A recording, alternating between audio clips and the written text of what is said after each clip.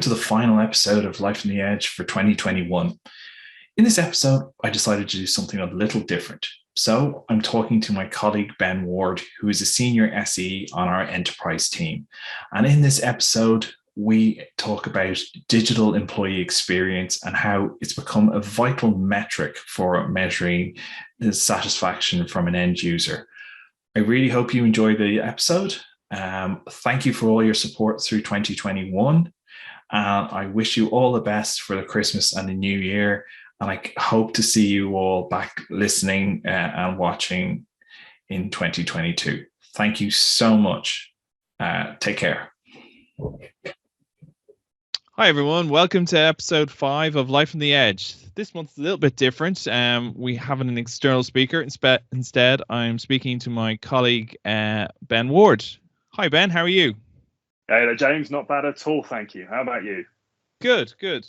Ben, would you like to give a brief background to yourself? How came to be working at IGEL, etc. Oh, that's a long, convoluted story, James. But I'll give you the highlights. Okay. Give us the Cliff Notes version. I've been at IGEL now since January this year, 2021. And before that, I was at VMware for about 6.5 years, and I was covering everything EUC. Interestingly, I joined VMware to get away from end-user computing, because before that, I was in Citrix for about 2.5 years. And I thought, oh, you know what? End-user computing hasn't got much life left in it. What I'm going to do is join VMware and do all the cool cloudy stuff, do the data center stuff. But then very quickly, I rejoined EUC, but this time at VMware. So, I've been at IGEL for 9 months or so. And very, very firmly tied myself into end-user computing. So, that's me. Hopefully, that was very summarized, James. That was good. No, that was good. That was good. All right. So what we decided we'd chat about today is digital employee experience. So obviously, as we both are well aware, we've had this massive work from home movement due to COVID. Basically, everyone had to work from home because we're all in lockdown. So, but now kind of, and the first phase of that was all around just getting devices and some way for people to be able to work somehow. It didn't matter. I've heard of examples of PCs being loaded in the boots of cars, and they were domain joined PCs, and they dropped off the network, obviously, because they couldn't talk to the DC within a couple of weeks and that kind of thing. So, but what we're seeing now is obviously, we're going to a hybrid solution now, and things are changing, and it's all, employees want, and employers are looking at the experience that the end user has. So do you want to give a brief what you would describe as digital employee experience? I think it's one of the things that we say we've been talking about in end-user computing for a long time. And I know I've said this in the past. It's always been, hey, start with the user. This is the important thing about end-user computing. Let's start with the user. But really, what we've been saying is, let's start with the user, but actually we're talking tech. And it's been very much, hey, I think these users would love to have this experience, this desktop. And we want to standardize. We're going to give them a standardized desktop. We're going to give them standardized devices with a standardized experience. And I think that worked quite a lot when everyone was in a standardized location on a standardized network. So everyone's sitting in these huge glass boxes at a desk with a device. Everything was in neat rows, and we knew how to sort of cater for that. We knew how to deal with this herd of humans in the office. And I think, sort of going back to what you said around remote working, etc., how do you make sure that these users, these humans in an organization, have a consistent experience, even though nothing else about what they're getting is standardized? How do we cope with this world of infinite variables and make sure that users are still productive, are still able to get work done, and are still enjoying their IT experience? So for me, digital employee experience management is about that. And I think as well, there are two parts to it. Maybe we'll get into that shortly, James, Sure. But I think there are two parts to it. And I think these two parts tend to get confused. One is making sure they've got a good experience in the digital workspace, their applications, their SaaS applications, their VDI. Yeah. And the second part, which often gets missed, is how do we report on that? How do we understand what that experience is? So those two pieces, I think, have become really important. Yeah, no, I agree, and we've definitely seen it, and I think what I've seen is we've seen companies that have pivoted towards it as well. Like we've got the likes of Login VSI, that have the login enterprise solution, which does its synthetic monitoring, and it tries to replicate that whole user experience.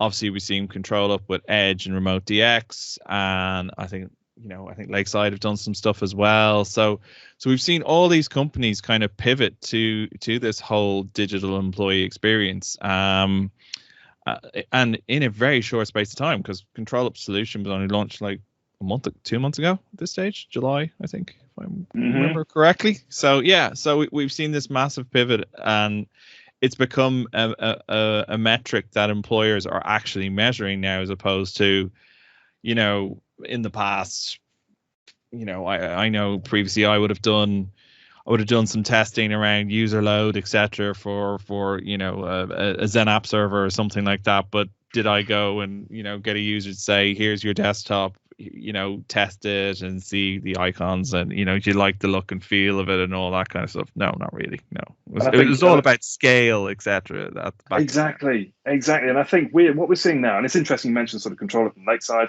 and Login BSI. I think what we're seeing now are a whole load of different types of organizations approaching employee experience from different angles. And I think there are three key angles there. First of all, you've got, as you said, Control Up and Lakeside. And these organizations are very much known for monitoring.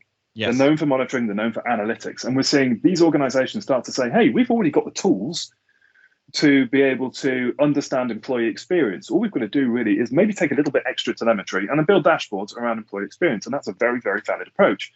And then we've got the other side of this. We've got the likes of VMware and Microsoft, who have always been the big stalwarts in EUC. And they're now saying, well, actually, we're not monitoring organizations, but we have a tool set that can be used to pull back this information and do the same thing.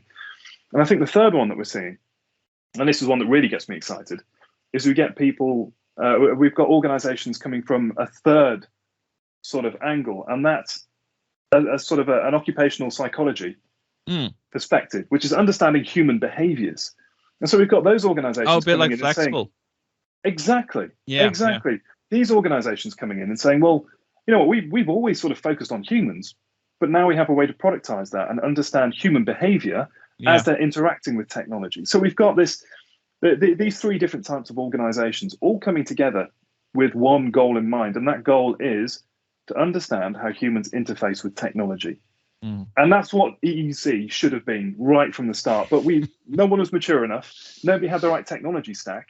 And it's because of the likes of Citrix and VMware and Microsoft that we've got to this place now where actually everything is right to have that proper monitoring and reporting and understanding of how people interact with technology. So it's a really exciting time to be in EUC. I mean, I said that every year I've been in EUC, but it's getting even more exciting. Yeah. Well, at least you didn't say it was the year of VDI. Oh, you said it, James. I was wondering who was going to be the first to say that. You lose. I should have put you on mute. We didn't have a bet who was going to say it, but look, in my head, I did. Yeah. Okay. I can't read your mind. So. But yeah, no, I agree. It is really exciting, and I think as we talk about at IGEL, we're not just working at home. You're not just working in the office. You're working anywhere. So there has to be some way to measure that experience for the end user. And I've seen lots of stats that, if companies don't offer remote working solutions, people aren't going to, they don't want to work for that company. So it's become a metric which, a couple of years ago we wouldn't have even thought of, but now it's become so important to what we do. Yeah, I agree. And we're seeing reports now as well of the Great Resignation. Yeah. This is people who now expect to have the ability to work from anywhere. And I've had this whole bugbear for years about the fact that, and I know people disagree with me. I know there's people at IGEL that disagree with me, and that's great because we have a whole range of different opinions. I've had this whole bugbear for a number of years around the fact that still in the 21st century, a lot of people, and I know this doesn't hold true for everyone, some people need to go to a place to work, and that's the way it is. But for a lot of knowledge workers, it seems to be that people were forced to go into a glass building to sit at machines. I spoke to a friend of mine the other day, and she is being told that basically in line with government guidelines that basically from the 22nd of October she will have to go back to the office 5 days a week. But basically all she's doing is sitting at her desk making a Teams call to which someone. is the same thing she was doing while working from anywhere else. Absolutely. And also commuting, so wasting several hours a day, and also spending on expensive sandwiches and coffee, being away from family. I mean, there's this whole 9 to 5 days a week. I wrote a blog post once about where holidays came from in the UK. This whole idea around having paid time off or even unpaid time off. And it came from the fact that in the 19th century in the UK, offices were pretty much factories. So we had whole towns built with cheap housing to keep people close to the factories where they could go to work and work in front of a machine for probably 16 hours a day. Then they could go home and sleep and maybe eat something, then come back and get in front of a machine and work for 16 hours a day. And maybe they had half a day off during a 7-day period to be able to do what they need to do. And it actually had to have a statute put on the books in the UK to enable people to have a little bit more time off during the year to get away and do something. Because people were chained to their place of work, they were chained to a machine. And the only reason we've still been doing that, in my opinion, we've still been doing that into the 21st century is simply because that's what we've always done. Yeah. Because people haven't thought to themselves, well, you know what, you can take these machines home now. And in fact, you can be much more productive without all of the infrastructure needed to get people together, because people can collaborate with the machines. And so that's been a big bugbear of mine, because we're doing it through inertia and momentum rather than rethinking. If we were to design work today from scratch, it wouldn't look like people all getting together into cities to sit together in an office. It would look like what we've been doing over the past 18 months. Exactly. Yeah. And I agree. Both of us onboarded to IGEL in the middle of a pandemic. You've met more people, I think, than I have. I joined. They're all great. They're all amazing. Yes. No. And I personally have worked from home for the last 4 years. And well, for one thing, the nearest IGEL office is in Reading for me, so I have to get on a plane if I want to go to our nearest. Probably quicker for you to get to Reading than it is for me from Leeds to get to Reading, by the way. Just letting you know that. Well, unless you fly. Still got to travel to Manchester. Anyway. Yeah, but exactly. The whole concept of work is changing, and I think, as we've said, we've mentioned all of these different companies, and the great thing is, from our perspective, is we've got tie-ins with all of them in the operating system. So like in VSI have their own components. Control Up, you can remote DX and Edge DX are compatible with IGEL. It was designed. Our engineering team assisted the Control Up engineering team with the whole solution. So we're very much aware of this whole digital employee experience at IGEL, and it is a component of, as you say, as work evolves. And And I think where IGEL sort of fits in really well with this, and again, I know I'm sort of wearing an IGEL hat, but I always try to give my neutral, as far as possible, opinions. I think where IGEL comes in, first of all, yes, we've got those integrations with the likes of Control Up, and we're working with lots of other organizations in this space to build that in. And that's driven by customers. Customers coming to us and saying, hey, we've got IGEL, we've got this other DEX type platform or DEAM type platform. We want them to work together because we want to understand the endpoint all the way through to whatever the end user experience is. So there's that piece. And I think that makes us pretty unique when it comes to DEX integrations. And I think the other key piece is, when you think about our overall goal in end user computing, is to make technology invisible for the end user. Absolutely. We need to make all this stuff that they have to do invisible. It shouldn't matter what the physical device they're working on is. That really shouldn't be a consideration. My view is, and I think I've said this before, but I used to be a really bad IT manager. But my view now is, if the end user is noticing their technology, it's probably because it's a problem. Yeah. Our goal in IT, our goal in IGEL, our goal in every other organization should be to remove as many obstacles as possible and make the technology invisible. And that's why I think IGEL sort of works on this other angle in employee experience. It's because it makes getting access to those applications slick.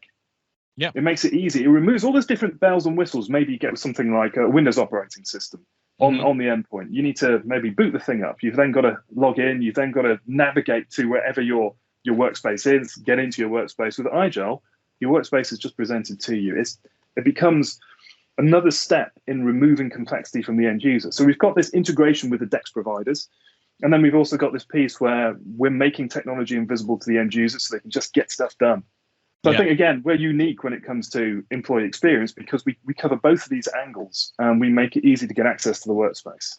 Yeah. But again, that's me trying to be neutral here. No, I think you sum it up well. I agree 100%. I think we are unique in that fashion, and with all of our kind of integrations, it makes the difference. Well, that's been a really good discussion, Ben. Thank you very much for your time. Great talking to you, James. Who would have known? All right. Thanks very much. Take care.